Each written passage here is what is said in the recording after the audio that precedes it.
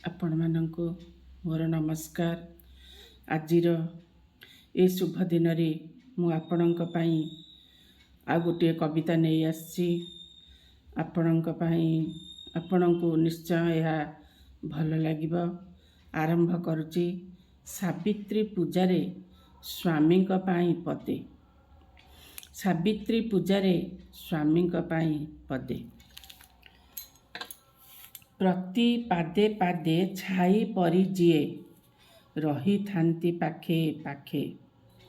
ସୁଖରେ ଦୁଃଖରେ ହାତ ଧରି ଧରି ଚଲାଉଥାନ୍ତି ମୋତେ। ଦୋଷା ଦୋଷ ମୋର ଭୁଲି ଯାଇ ସ୍ୱାମୀ ବୁଝାଉଥାନ୍ତି କେତେ। କେଉଁ ଜନ୍ମର ତପସ୍ୟା ବଳରେ ତାଙ୍କୁ ପାଇଅଛି ସତେ।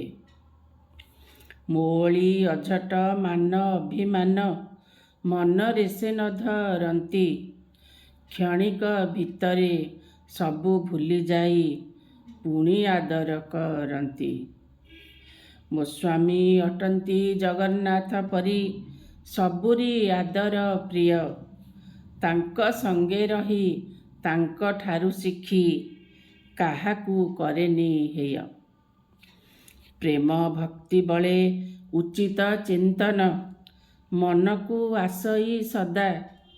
ଦୁନିଆ ନାଁରେ ଦୁହେଁ ବସିଅଛୁ ସଦା କରୁ ଅନୁଚିନ୍ତା। ହସି ହସାଇବା ଆମର ଧରମ, ପତି ପତ୍ନୀ ଦୁଇ ଜଣ। ଜଗତକୁ ଆସି ଖୁସି ଯେ ବାଣ୍ଟିବା ଏହି ଆମର ଧରମ। ଆଜି ସାବିତ୍ରୀ ମାଙ୍କ ପୂଜାରେ ଏତିକି ମାଗୁଣି ମୋର। ଛାଇ ପରି ସଦା ରହନ୍ତୁ ଜୀବନେ ନହୁଡ଼େ କେବେ ତାଙ୍କର। ଆଜି ସାବିତ୍ରୀ ମାଙ୍କ ପୂଜାରେ ଏତିକି ମୋର ମାଗୁଣି।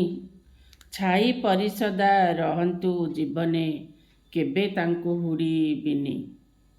ଦୀର୍ଘାୟୁ ହୁଅନ୍ତୁ ନିରୋଗ ରହନ୍ତୁ ମାଙ୍କ ପାଦେ କରେ ଦଇନି।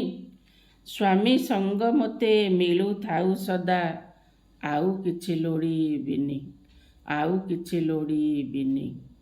ଆମ ସ୍ତ୍ରୀମାନଙ୍କ ଜୀବନରେ ସ୍ୱାମୀଙ୍କର ଭୂମିକା ଅତ୍ୟନ୍ତ ଗୁରୁତ୍ୱପୂର୍ଣ୍ଣ। ତେଣୁ ମୁଁ ପ୍ରଭୁଙ୍କ ପାଖରେ ମୋର ଏତିକି ନିବେଦନ, ମୋ ସ୍ୱାମୀଙ୍କର ପ୍ରତି ପାଦରେ ମୁଁ ତାଙ୍କୁ ସହଯୋଗ କରେ। ଆଶା ମୋର ଦର୍ଶକ ଭାଇ ଭଉଣୀମାନଙ୍କୁ ନିଶ୍ଚିତ ଏହା ପ୍ରେରଣା ପ୍ରଦାନ କରିବ। ନମସ୍କାର। ପୁଣି ଆଉ ଗୋଟେ ଗୀତ ନେଇ ଆସିବି।